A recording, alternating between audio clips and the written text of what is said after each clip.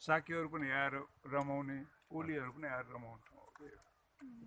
हजुरको नाम? म भिक्षु मैत्री। गुरु अनि त्यसपछि दरबार त उता कपिल बस्ती तिलौराकोट होइन, अनि यता मायादेवी आउँदा आउँदै अनि यहाँ लेबर पेन भएर रुखमा उसमा यसरी लहरामा झुन्डेर यहाँनिर पहिला सालको वृक्ष थियो, अहिले पनि जुन बालुवा राखेको छ नि त्यहाँ सालको मुलो भेटेको थियो कि जरा, त्यही हो रबिन कनिङले यही रुख थियो भन्छ, त्यही रुख मुनि जन्मेको हो। यो अरण्यको स्तम्भ भन्छ नि होइन गुरु, यसलाई यहाँ जुन त्यो यो छ नि इन्स्क्रिप्सन छ नि त्यो ब्राह्मी स्क्रिप्ट हो होइन। ब्राह्मी स्क्रिप्टमा इन्डियाभरिमा नेपालभरिमा जम्मा 36 वटा स्तम्भहरू छन्। यति क्लियर भएको स्क्रिप्ट चाहिँ कहीँ छैन। जस्तै वैशालीमा छत्तीसगढमा पुरै पिलर छ, माथिको त्यो सिङ्गो पनि छ, तर यो इन्स्क्रिप्सन छैन लेखेको। यो चाहिँ अहिले कसैले पढ्न जान्दाखेरि जान्नेहरू छन्, त्यसैलाई हामीले फेरि रोमनमा र इङ्ग्लिसमा नेपालीमा त्यो चाहिँ यही हो सेम जुन ब्राह्मी स्क्रिप्ट हो पाली ल्याङ्ग्वेज हो रोमनमा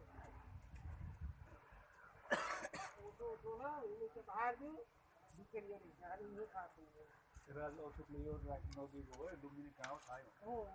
त्यही त अहिले त डुप्लिकेट बनाउँदैछ र इन्डियाले भनेर भन्छ नि, बनाएर बनाउनु पनि सक्छ। साँच्चै एउटा यो भन्दा ठुलो स्तम्भ यो त थियो जस्तो लाग्छ। उनीहरूले त्यही भन्छ महेन्द्र स्तम्भ होला नि त, त्यो मार्बलवाला मार्बल होला। ढुङ्गा चाहिँ पाउँदैन कि मतलब बनाउन सक्दैन भन्ने कुरा गर्नु भयो। चुनार गढबाट ल्याएको लाइमस्टोन ढुङ्गा हो यो, ढुङ्गै त हो हेर्नु न कत्रो ठुलो छ। अनि यो त के अरे एउटै सिङ्गल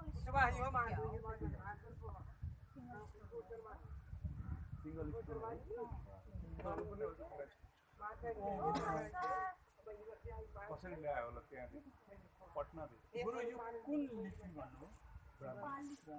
ब्राह्मी लिपि पाली ल्याङ्ग्वेज। नेपालको पहिलो गुरुजी नमस्ते। नेपालको यहाँ एउटा छ देवदेव पनि एउटा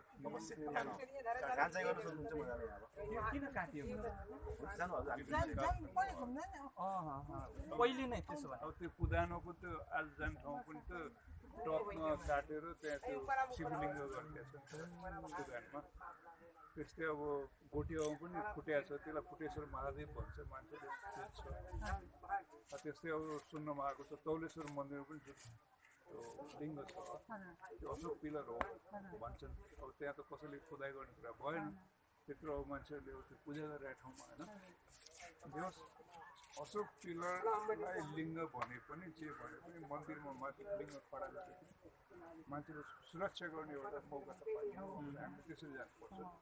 त्यो बुद्धिस्ट हिन्दूहरू मिलेर बसेको ठाउँमा त्यसरी जानुपर्छ।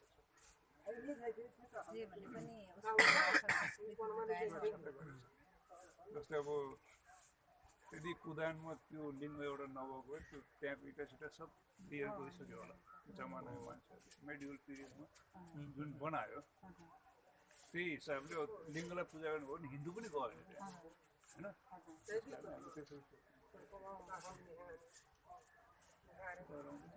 हजुर यहाँको मेनै हुनुहुन्छ?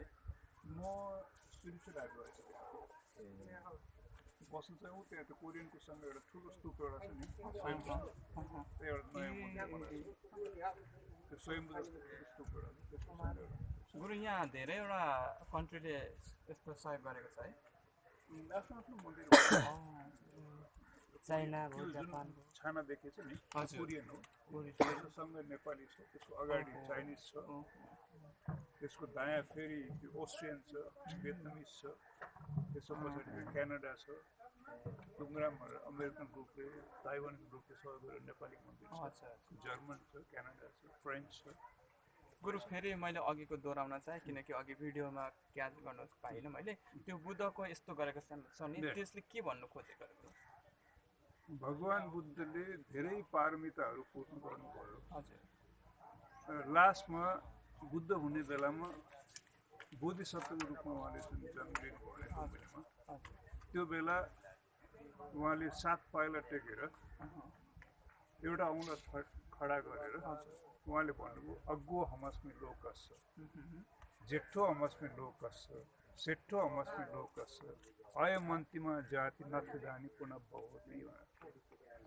संसारमा म अग्गो हमस्मि अग्र छु, जेठो हमस्मि ज्येष्ठ छु, सेठो हमस्मि श्रेष्ठ छु, अयमन्तिमा जाति नथ जानी पुनः भवति। फेरि पुनर्भव या त पुनर्जन्म मेरो हुने छैन भनेर भन्नुभयो।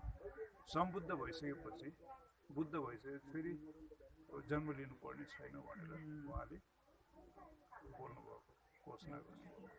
यो जुन ल्याङ्ग्वेजमा बोल्नुभयो नि यो पनि पाली ल्याङ्ग्वेजै हो। पहिला बुद्ध भगवान पाली ल्याङ्ग्वेज बोल्नुहुन्थ्यो त्यो बेला पाली ल्याङ्ग्वेजै चल्थ्यो नेपालमा, अल नेपाल। नेपालमा मात्रै होइन, जम्बुद्वीपमै। जस्तै अब मगधमा बिम्बिसार राजा हुनुहुन्थ्यो, त्यो बेला त्यहाँ पनि पाली भाषा चल्थ्यो। अनि पटना अशोक राजाको एरिया त्यहाँ पनि पाली भाषा नै चल्थ्यो। अहिले खासै यो पाली भाषा त्यति युज हुँदैन। अहिले रिटन ल्याङ्ग्वेजको मात्रै हुन्छ, स्पोकनमा त्यति छैन। तर भिक्षुहरूको बिचमा चाहिँ विश्वहरूको बिचमा चाहिँ थाइल्यान्ड, बर्मा, श्रीलङ्काहरूमा चाहिँ अहिले पनि भिक्षुहरूको बिचमा चाहिँ गर्छ। जस्तै नेवारी जुन स्क्रिप्ट छ नि कसैले लेख्दैन नि अहिले, त्यही नेवारी स्क्रिप्टको कारणले हामीले संयुक्त राष्ट्रमा भाग लिनु पायो, सदस्यता पायो। त्यो युज त हुँदैन नि। जमानाको नेवारहरूले लेख्ने गर्थ्यो, अब त सबै देवनागरी लेख्छन्। त्यस्तै किसिमबाट पाली भाषा पनि त्यो बेला युज हुन्थ्यो। अहिले पनि पढ्नुलाई त त्यही पढ्छ, तर बोल्नलाई चाहिँ त्यो त्यति युज त्यो गुरुहरूले पढ्नुहुन्छ नि बुक, त्यो उसमा चाहिँ त्रिपिटकमा पनि पाली नै ल्याङ्ग्वेज